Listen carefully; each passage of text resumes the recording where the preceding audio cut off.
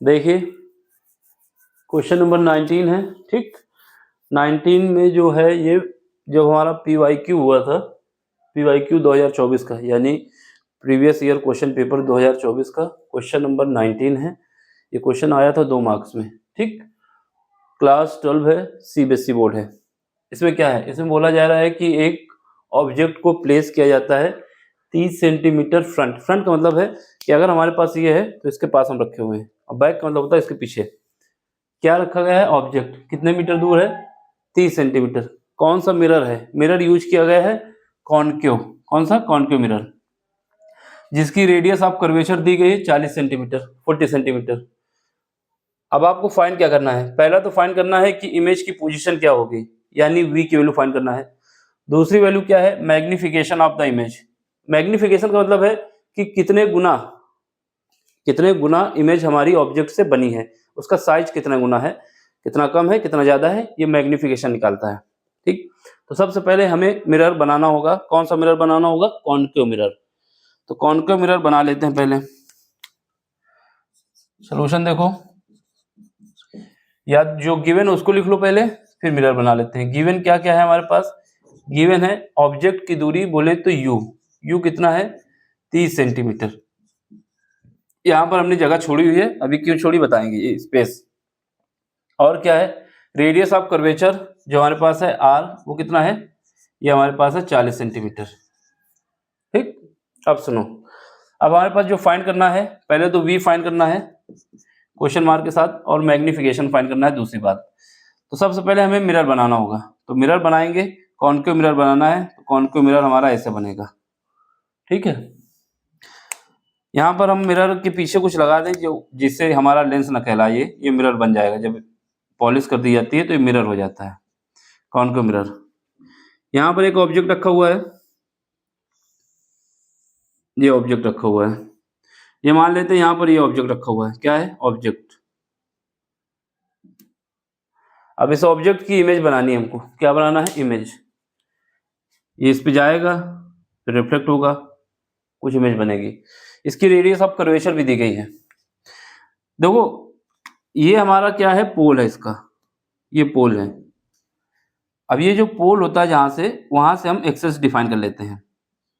जो पोल होता है उससे एक्सेस डिफाइन कर लेते हैं, यानी जो हमारे पास कोऑर्डिनेट होते हैं, एक्स वाला पॉजिटिव इधर होता है और एक्स वाला निगेटिव इधर होता है। ये बात तो सबको पता होना चाहिए, एक्स पॉजिटिव इधर होता है, एक्स निगेटिव इधर होता है। वी पॉजिटिव, हमारा जो वाई होता है वो ऊपर की ओर पॉजिटिव होता है और नीचे को निगेटिव होता है। जब कोऑर्डिनेट की बात करते हैं हमारे पास क्या होता है, X, X dash, Y, Y dash, ये वाई डैश है, ये पॉजिटिव ये रहता है। जब इस तरफ मूव करते हैं तो निगेटिव आता है, ऊपर जाते हैं तो पॉजिटिव रहता है, नीचे आते हैं तो निगेटिव। तो यहाँ पर पोल होता है उसके हिसाब से हम उसको ओरिजिन डिफाइन कर लेते हैं, जो पोल होता है उससे ओरिजिन डिफाइन कर लेते हैं। अब पोल के इस तरफ जाएंगे तो निगेटिव वैल्यू आएगी और इस तरफ आएंगे तो पॉजिटिव वैल्यू आएगी। तो इसने बोला है कि जो ऑब्जेक्ट हमारा रखा हुआ है इसके फ्रंट में रखा हुआ है, पीछे तो रख नहीं सकते, सामने रखेंगे। इस वजह से यहाँ पर जो यू लेंगे वो निगेटिव लेंगे, इस वजह से हमने साइन छोड़ा हुआ था। क्या लेंगे, निगेटिव। वही काम होगा कर्वेचर का, कर्वेचर भी हमारी ऐसे घूमेगी। जब कर्वेचर ऐसे घूमेगी इस पॉइंट से तो ये ऐसे घूम के आएगी, इसका मतलब क्या है, इस तरफ ही हमको आना होगा, इस वजह से इसको भी निगेटिव लेंगे। ये निगेटिव का कॉन्सेप्ट समझ में आया कि नहीं, बहुत से लोगों को समझ ही नहीं आता कि हमने निगेटिव क्यों लिया। निगेटिव इसलिए लिया कि ये हमारा पोल बन गया, इस पोल के सामने जब जाएंगे इस तरफ की वैल्यू निगेटिव आएगी और इस तरफ की वैल्यू पॉजिटिव आएगी। फिलहाल के लिए इसने बोला था कि जो हमारे पास ऑब्जेक्ट रखा हुआ है वो इसके सामने रखा हुआ है, और जो इसकी कर्वेचर बनेगी, पूरा सर्कल घूम के बनेगा, वो इस तरफ बनेगा, तो जो भी वैल्यू होगी निगेटिव होगी। इतनी बात समझ में आ गई। अब हमारे पास क्या है, ऑब्जेक्ट तो हमें पता चल गया ऑब्जेक्ट की डिस्टेंस पता चल गई, कितने हैं, यहां से जो इसकी डिस्टेंस है वो है हमारे पास 30 सेंटीमीटर, ठीक है। इसके अलावा जब भी हमारे पास कॉनकेव मिरर होता है तो उसकी जो फोकल लेंथ होती है वो उसकी रेडियस ऑफ कर्वेचर की आधी होती है। एक बात और याद रखनी है, कॉनकेव मिरर के केस में जो हमारे पास फोकल लेंथ होती है वो उसकी रेडियस ऑफ कर्वेचर के आधी होती है। रेडियस ऑफ कर्वेचर कितना है, -40 है, तो फोकल लेंथ कितनी होगी, आधी, यानी 20। तो हमारे पास फोकल लेंथ कितना होगा, फोकल लेंथ लिख देंगे in case of concave mirror, in case of concave mirror, नीचे लिख दें यहाँ पे। अगर कॉनकेव मिरर की बात होती है तो उस केस में जो फोकल लेंथ होती है f इज इक्वल टू होती है r/2।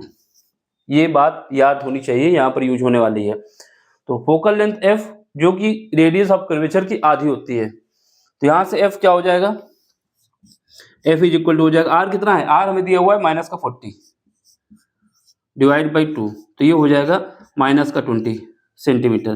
देखो यहाँ पर ये माइनस ये बताता है कि हम पोल के इस तरफ आ रहे हैं, बाकी कोई दिक्कत नहीं है। अगर निगेटिव नहीं लगाओगे तो आपको ये डायग्राम में बना के दिखा सकते हैं, ठीक। तो ये हमारे पास -20 सेंटीमीटर आ गया है। तो फोकल लेंथ हमारे पास यहाँ पर कहीं होगी, तब ये वापस आएगी, रिफ्लेक्ट होगा, ऐसे जाएगी, फिर उसके बाद वापस आएगी, तो ऐसे वापस आएगी इसमें। तो ये हमारे पास आ गया। अब क्या है, अब हमारे पास लेंस का फार्मूला जो होता है, लेंस का फार्मूला क्या कहता है, 1/f is equal to 1/v plus 1/u, उसका यूज करना है। Lens formula, lens 1/f, sorry mirror है तो मिरर लिखो, लेंस ना लिखो, नहीं तो दिक्कत आ जाएगी। सीधे लिख देते हैं वी नो डैट, क्योंकि मिरर यूज कर रहे हैं ना, लेंस थोड़ी यूज कर रहे हैं। We know that focal length f is equal to 1/f is equal to क्या होता है, 1/v प्लस 1/u, ठीक है। 1/f is equal to 1/v plus 1/u। अब यहाँ पर f की वैल्यू दी है, u की वैल्यू दी है, v की वैल्यू फाइंड करना है, पहला पार्ट हमारा आंसर आ जाएगा। तो पहले पार्ट का आंसर हम निकाल रहे हैं यहाँ पे, तो यहाँ वैल्यू पुट करो, यहाँ हो जाएगा भी, एक बार हो सकता है। तो वहाँ यहाँ 1/f, f की वैल्यू -20 है, दिख रहा है वहाँ पे, ठीक है, इज इक्वल टू हमारे पास v नहीं पता कितना है, 1/v, 1/u, u कितना है हमारे पास, u हमारे पास -30 है, तो ये माइनस हमने ऊपर लगा दिया, या यहाँ पे लगा दो ऐसे। अब यहाँ पे सॉल्व करो, जब यहाँ पे सॉल्व करोगे तो इसको सॉल्व करना है, तो इस वाले को हम इस तरफ भेज रहे हैं, 1/v इज इक्वल टू, क्योंकि ये माइनस है इधर आएगा तो प्लस आ जाएगा, 1/30 माइनस 1/20, दोनों का एलसीएम ले लो, जब एलसीएम लोगे कितना आ जाएगा, 60 एलसीएम आ जाएगा। 60 एलसीएम आया, अब 60 एलसीएम आ गया तो क्या है, यहाँ पर हमारे पास 2 आ जाएगा और यहाँ पर -3 आ जाएगा, तो यहाँ से 1/v इज इक्वल टू कितना आ जाएगा, 1/v इज इक्वल टू आ जाएगा -1/60। तो यहाँ से v की वैल्यू कितनी आ जाएगी, v की वैल्यू आ जाएगी -60 सेंटीमीटर। माइनस बस ये हमको बता रहा है कि जो ऑब्जेक्ट की इमेज बन रही है वो इस तरफ बन रही है, पोल के लेफ्ट हैंड साइड बन रही है, ठीक। तो हमारे पास जो इमेज बनेगी ये 30 है, तो इसका दुगना दूर बनेगी, यहाँ पर कहीं बना देंगे। ये डायग्राम में बना के दिखाना नहीं है, लेकिन हमको ये आइडिया हो गया जो इमेज बनेगी वो यहाँ कहीं बनेगी। अब कैसे बनेगी ये तो हमने बता दिया कि 30-60 सेंटीमीटर में बनेगी, लेकिन जो मैग्निफिकेशन निकालेंगे वो बताएगा कि इमेज ऊपर बनेगी कि नीचे बनेगी। तो यहाँ पे हम दिखा देते हैं थोड़ा कि ये हमारे पास इमेज बनने वाली है यहाँ पर कहीं, तो ये हमारे पास, ये हम मान लेते हैं यहाँ से कितना है, यहाँ से 30 सेंटीमीटर ये भी है, क्योंकि 30-30-60 है, तो यहाँ पर हमारे पास इमेज बनेगी, ये ऑब्जेक्ट है, ये इमेज बनेगी, ये हमने दिखा दिया। ये पहला आंसर हो गया पहले पार्ट का। अब क्या निकालना है, हमें निकालना है मैग्निफिकेशन।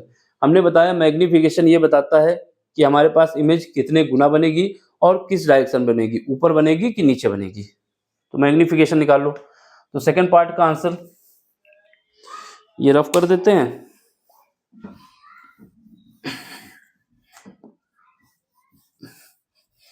तो यहां पर जो मैग्निफिकेशन का फार्मूला होता है हमारे पास, सेकंड पार्ट मैग्निफिकेशन को m से लिखेंगे, किससे, m से। m इज इक्वल टू आएगा -v/u, याद रखना -v/u क्या होगा, -v/u। m is equal to, v की वैल्यू हमने कितना निकाला है, v की वैल्यू हमने निकाला है -60 अभी निकाला है यहाँ पर, तो उसको ये माइनस तो ये रहेगा ही ब्रैकेट में, ये -60 हो जाएगा। u की वैल्यू कितनी है, u की वैल्यू हमारे पास है इस तरफ बन रहा है तो -30 है, ये काटो कितना आएगा 2, यानी m की वैल्यू आ जाएगी -2। कितने आ जाएगी -2। ये हमारा m आ गया -2। बस यही तो निकालना था। ये m हमको ये बता रहा है कि जो इमेज बन रही है वो ऑब्जेक्ट से दुगना बन रही है। अगर हमारा ऑब्जेक्ट 1 मीटर का है तो इमेज 2 मीटर की होगी। और कितनी दूरी पे बनेगी? ऑब्जेक्ट से डबल डिस्टेंस पे दूर बनेगी। और कहाँ बनेगी? इसके फ्रंट में बनेगी। कैसी बनेगी? निगेटिव बता रहा है, नीचे की ओर बनेगी। ये कॉन्सेप्ट है पूरा। तो ये जो हमारी इमेज बन जाएगी, ये इमेज हमारी यहाँ बन जाएगी ऐसे। अगर ये हमारे पास मान लो तो x है तो ये 2x की हाइट होगी, ये बताने के लिए, बाकी इसको दिखाना नहीं है, बस डबल दिखाना है। ठीक, बाकी जो हमको निकालना था सब हमने निकाल दिया है। ये डायग्राम आपको बना के दिखाने की जरूरत नहीं है, बस ये डायग्राम इस वजह से बनाया जाता है कि हम कौन सी वैल्यू पॉजिटिव लेंगे, कौन सी नेगेटिव। इससे बनाने से एग्जामिनर के दिमाग में जाएगा कि आपको अच्छी तरीके से कॉन्सेप्ट पता है, तो कहीं नंबर अगर काटना भी होगा तो नहीं काटेगा। तो अगर इमेज बनाते हैं तो प्रॉपर स्पेस देते हुए, ठीक, ऐसे बना देना। और अगर आपको दिखाना है कि ये दिखा देना कि यहाँ से ये गई थी, यहाँ से वापस आई और यहाँ ऐसे हो गया। देख लो, ये ऐसा ऑब्जेक्ट हमने दिया, इस पे ये फोकल लेंथ से वापस आया, ये फोकल लेंथ है और यहाँ पे आके मिल गया। तो ये हमारे पास एफ है, जो इसको बता दें 20 सेंटीमीटर है। तो ये डायग्राम ऐसे दिखा सकते हैं। अब इसका स्क्रीनशॉट ले लो, समझ लो। नहीं समझ में आया तो आप हमसे पूछ सकते हैं। देखो, क्वेश्चन आपका छोटा सा है, ज़्यादा से ज़्यादा 4 से 5 मिनट के अंदर ये सॉल्व हो जाएगा। लेकिन मैं आपको पूरा कॉन्सेप्ट बताता हूँ कि क्या रीजन है, कैसे क्या हुआ, इस वजह से इसमें टाइम लगता है। तो आप अगर वीडियो देखेंगे लंबा हो रहा, कोई क्वेश्चन हमारे 2 मिनट में करा दे रहा है, आप तो इतना खींच रहे हैं, तो एक क्वेश्चन कराऊंगा। लेकिन अगर ऐसा ही कोई क्वेश्चन आएगा तो कभी फंसेंगे नहीं, अगर मेरे कॉन्सेप्ट से चलेंगे तो। ठीक, एक एक बात हमने इसमें बता दी है। जो नहीं समझ में आया उसके लिए आप कमेंट्स कर सकते हैं। अब देखो, अगर आपको समझ में आ गया है तो आप लाइक शेयर सब्सक्राइब कर दें। इससे क्या होता है ना, इससे आपका सपोर्ट मेरे पास आता है, मतलब आपने मुझको सपोर्ट किया, यानी जो मैं काम कर रहा हूँ उसको आप पसंद कर रहे हैं। दूसरा, इससे क्या होगा, मेरे चैनल की ग्रोथ होगी। चैनल की ग्रोथ होगी तो कुछ इनकम भी आएगी। अभी तो फिलहाल कुछ नहीं आ रहा, लेकिन आएगा धीरे धीरे। लेकिन जब तक सपोर्ट नहीं करोगे तब तक कुछ नहीं होने वाला। तो आप इतना करें कि सपोर्ट करें, लाइक शेयर सब्सक्राइब कर दें।